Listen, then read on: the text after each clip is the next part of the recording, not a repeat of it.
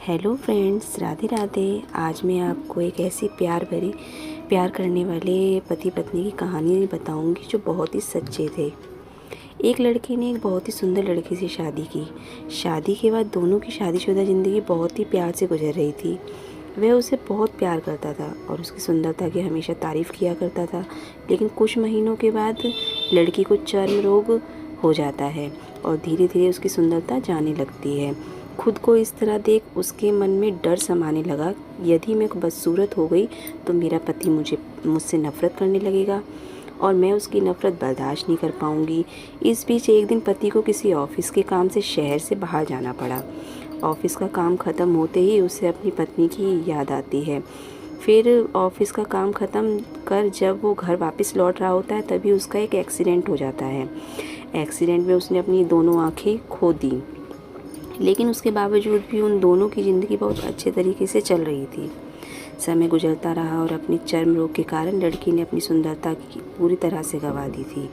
वह बदसूरत हो गई थी, लेकिन अंधे पति को इस बारे में कुछ भी पता नहीं था, इसलिए उसका उनके खुशहाल जीवन पर कोई प्रभाव भी नहीं पड़ा। वह उसे उसी तरह प्यार करता रहा। एक दिन उस लड़की की मौत हो जाती है। पति जब अकेला हो गया था वह बहुत दुखी रहने लगा। वह उस शहर को छोड़कर जाना चाहता था।